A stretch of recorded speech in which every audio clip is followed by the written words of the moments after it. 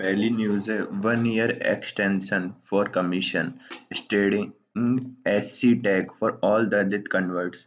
The commission of inquiry set up by central government to examine if scheduled caste status can be granted to all Dalit converts has been granted a 1 year extension to submit its report. तो सीधी बात है, जो दलित convert हो गए हैं ना, उनके लिए पूछ रहे हैं कि उनको एससी का टैग देना है या नहीं देना है। जैसे मान लो कोई शेड्यूल कास्ट में था और वो कन्वर्ट हो गया, जैसे हिंदू से मुस्लिम में हो गया, तो क्या वो शेड्यूल कास्ट में आ रहा है या नहीं आएगा? क्योंकि मुस्लिम धर्म में तो कोई ऐसी छुआछूत और ये होती नहीं है, तो इस हिसाब से पूछ रहे हैं कि इनको देना चाहिए नहीं देना चाहिए। वही वाली बात है। ठीक है। The 3 member commission headed by former Chief Justice of India, Justice K.G. Balakrishna, has now been given time till October 10, 2025 according to Gazette notification. ठीक है। The commission had sought extension to finalize its report and recommendation. At present, only people belonging to Sikh, Hindu, Buddhist are eligible to be categorized as SC according to constitution. तो सिर्फ हिंदू, सिख और Buddhist है, उन्हीं को है ना SC माना जाता है। कौन से कॉन्स्टिट्यूशन के अकॉर्डिंग? शेड्यूल कास्ट ऑर्डर 1950 है, उसमें ये लिखा हुआ है। ठीक है। With the examining the possibility of granting SC status to Dalit who converted to any religion other than the 3 mention. तो सीधी बात कह रहे हैं कि जो ऊपर 3 मेंशन है ना, हिंदू, सिख और बुद्धिस्ट, इनके अलावा कोई कन्वर्ट हुए और रिलीजन में कोई शेड्यूल कास्ट वाले, तो उनको क्या SC का स्टेटस देना है नहीं देना, उस पर बात चल रही है। The issue has been pending in the top court for 20 years now. तो ये वाला इशू पिछले 20 साल से पड़ा हुआ है। ठीक है। यहाँ पे 2 न्यूज़ हैं। तो team sent by MP CM find no conspiracy theory in BTR death. तो 4 elephant are found dead on October 29, 4 died on the October 30 and 2 on 31। तो 10 एलिफेंट मर गए थे कहाँ पे? अपने बांधवगढ़ में। तो उसके लिए इन्होंने भेजी थी टीम। तो बस वो ये कि कोई मतलब जानबूझ के नहीं मारा है, उसी को चेक कर रहे हैं। The team comprising the State Forest Junior Minister Pradeep Yarwar, Additional Chief Secretary Ashok Baranwal, and Forest Force Chief Asim Srivastav visited the spot inside the protected forest. According to wildlife expert Ajay Dubey, never before have 10 elephants died within 72 hours in the country. तो सीधी बात है, इतने सारे elephant एक साथ नहीं मरे हैं। An official said that the CM rushed Mr.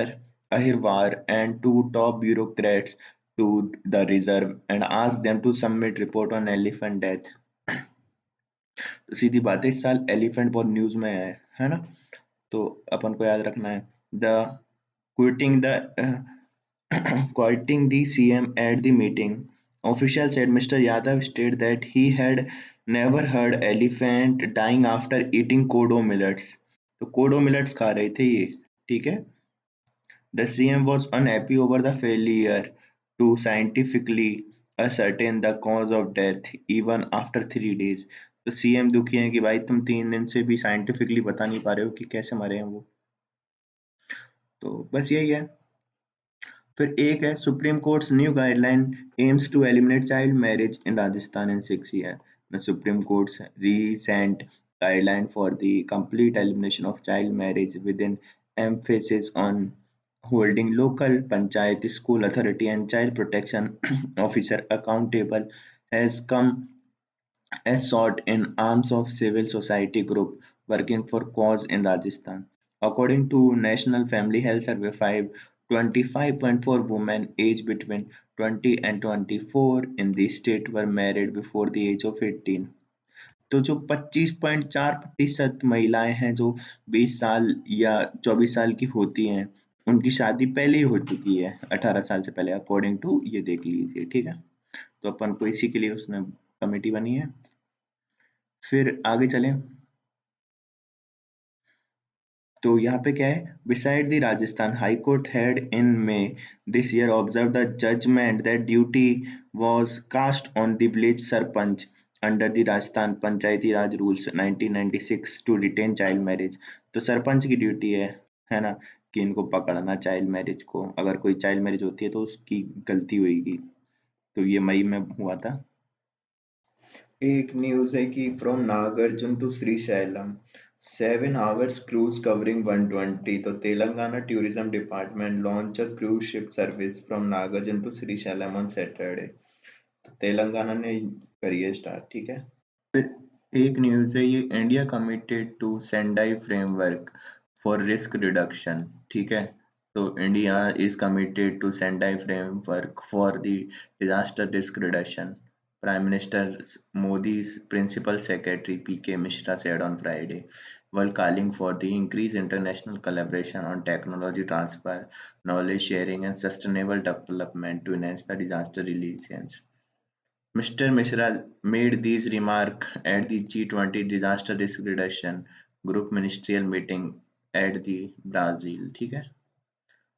अब तो the Sendai Framework, a UN agreement adopted in 2015, advocate for the sustainable reduction of disaster risk and losses in the lives, livelihood, and health, and in the economic, physical, and social, cultural, and environmental assist of a person, business, community, and countries. Indian initiative. Mr. Misra led a high-level Indian delegation which took part in meeting held between October 30 and November 1. Consensus was reached on the first ministerial declaration on disaster risk reduction with active participation of Indian delegation. The statement said the first such working group on disaster risk reduction was established on the India's initiative during its G20 presidency in 2023। तो सीधी बात है, ये Sendai की बात कर रहे थे, ठीक है। तो बस यही है, सेंडाई फ्रेमवर्क क्या है याद रखना है अपन को, ये यूएन का एग्रीमेंट है, सबसे बड़ी बात तो ये है। और बात करता है किस पे, डिजास्टर से कैसे बचा जाए, क्या करा जाए।